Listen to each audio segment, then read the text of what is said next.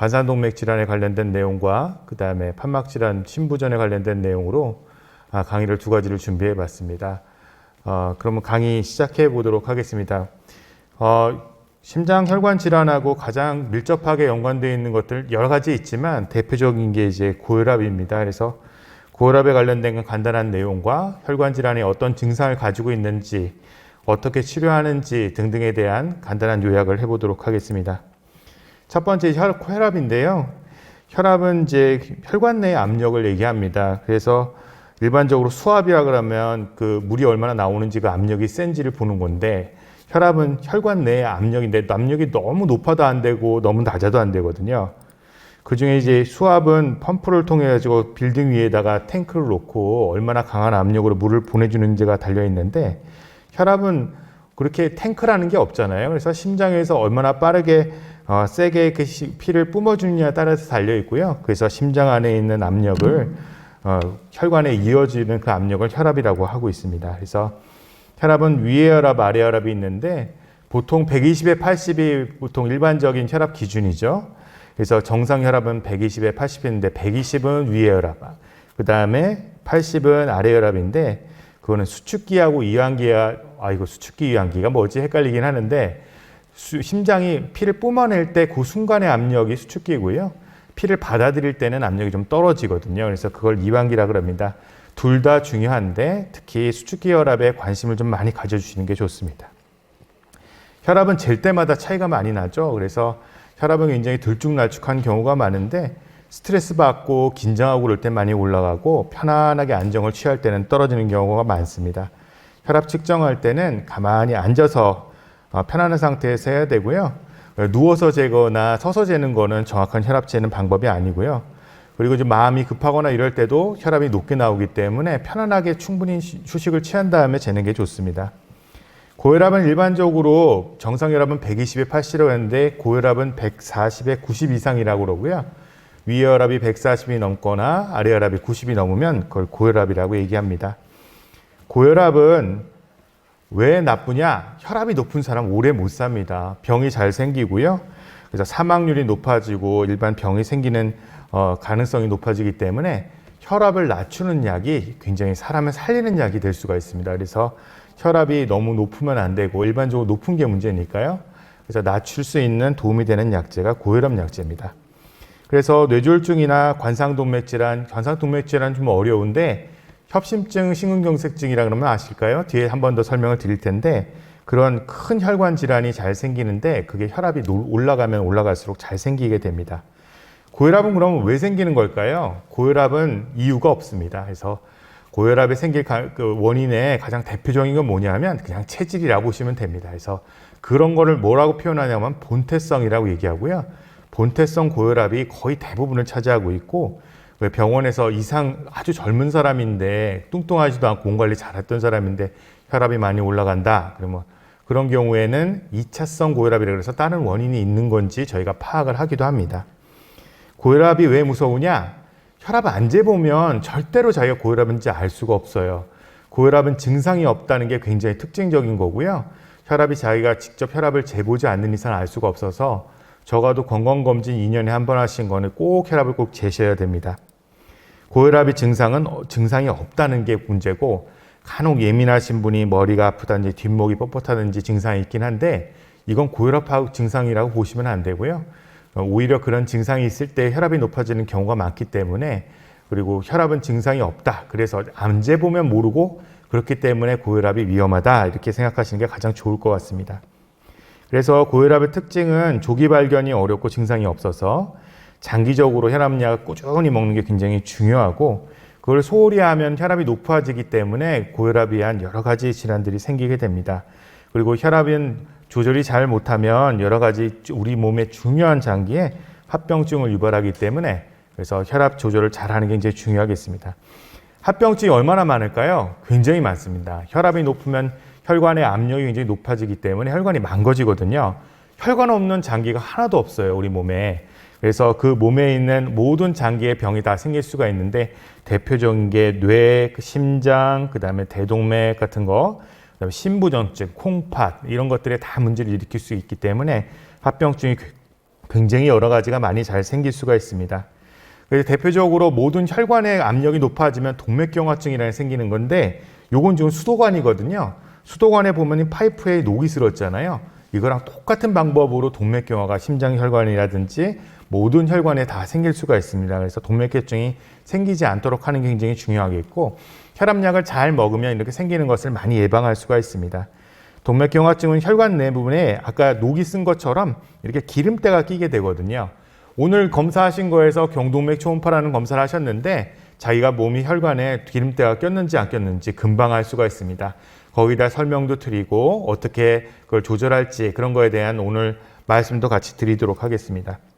동맥경화증의 시초는 내피세포 손상이 있다 그러는데 압력이 올라가면 혈관 안쪽에 아주 작은 한 층의 세포로 되어 있는 부분인데 그게 깨지게 되면 이런 것들이 시작이 되거든요.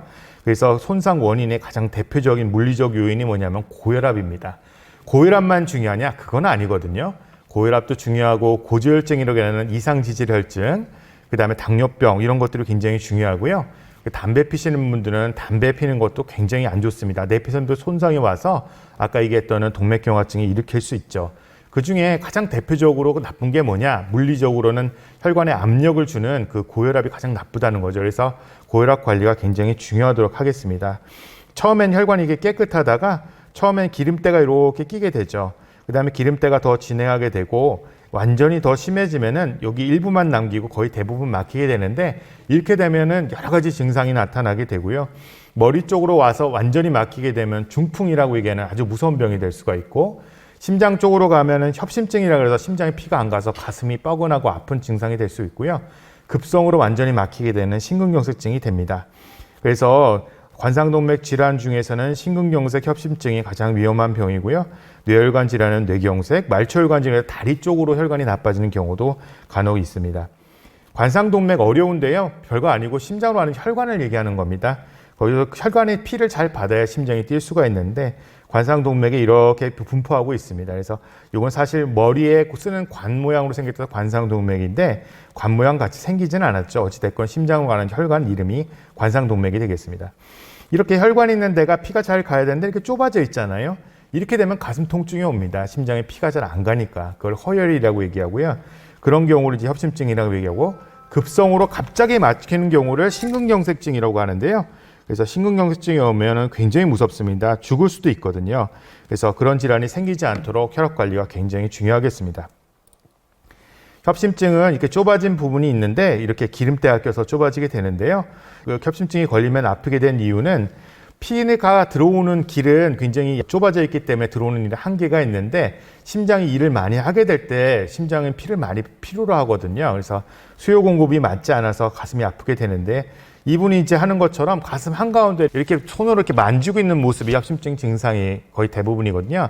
그래서 가슴 한가운데가 쥐어짜고 아프고 뻐근하고 이렇게 그런 증상이 나타나다가 쉬면 감쪽같이 좋아져서 아, 나 괜찮은가 보다 이렇게 생각하게 되는 증증인데 특히 이렇게 무거운 걸 들고 계단을 올라갈 때 날씨가 추울 때 증상이 나타나는 경우가 많습니다. 그래서 쉬면 좋아지고 힘든 일을 할 때 나빠지는 특징을 가지고 있고요. 심장은 왼쪽에 있지 않고 한가운데 있거든요. 그래서 가슴 한가운데가 뻐근하게 쪼이고 아프면 협심증을 의심해 봐야 됩니다. 그리고 갑자기 동맥경화가 생겨서 이렇게 기름때가 낀 부분이 갑자기 터져 나오면서 혈전으로 맞게 되면 죽상경합한 파열이라고 하는데 혈전으로 막히는 거거든요. 이렇게 되면 심근경색증에서 갑자기 사망할 수 있는 굉장히 무서운 병이 나타날 수도 있고요. 이렇게 되면 심장이 이제 근육이 새까맣게 죽어가지고 문제가 일으켜지는 그리고는 살고 죽는 거에 관련된 병이기 때문에 심근경색증으로 가지 않도록 혈압 관리가 또 굉장히 중요하다고 할 수 있겠습니다.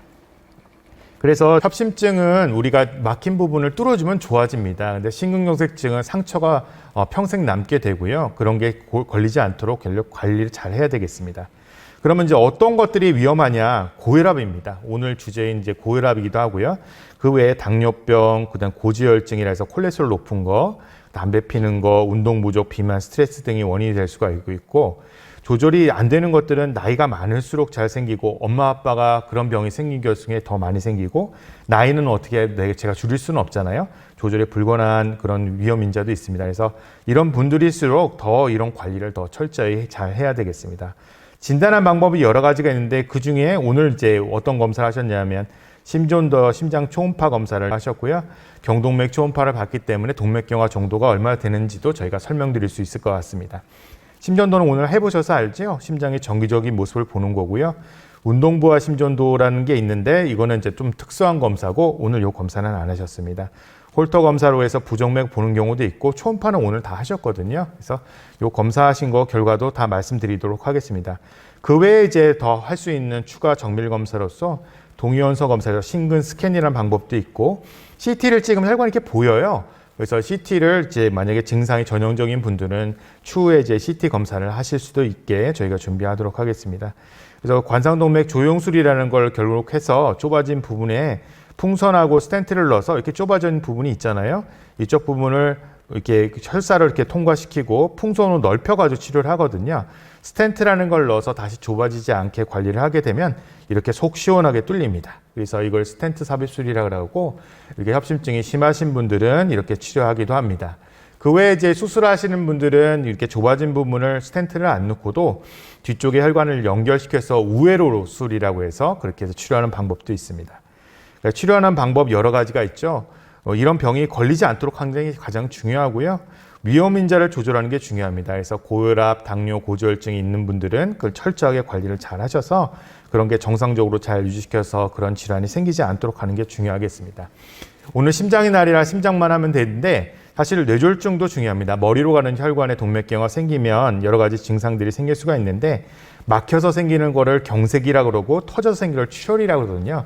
그래서 뇌 경색과 뇌 출혈이 뇌 쪽에 혈관 질환이 생기면 생길 수가 있고요. 고혈압은 이 두 가지를 다 일으킬 수가 있습니다. 증상은 신경적인 문제가 나와서 말을 못하는 경우가 되게 많고요.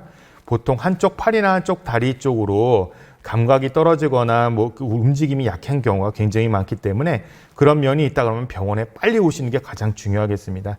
말초혈관 질환이나 다리혈관 막힌 경우에는 다리가 오래 걸을 때 종아리가 땡기고 아픈 특징을 또 가지고 있습니다.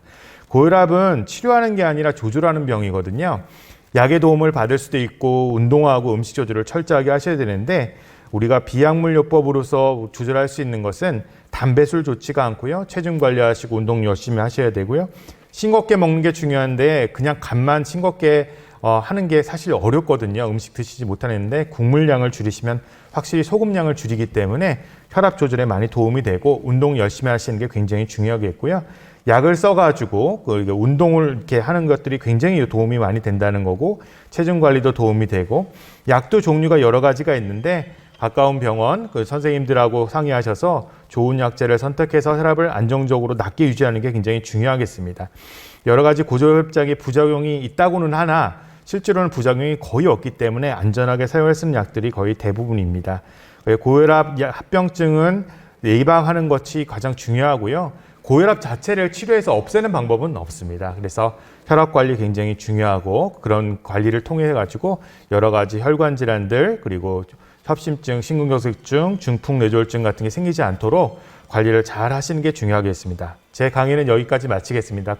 수고하셨습니다. 그리고 다음 강의 정인영 교수님이 해주시겠습니다.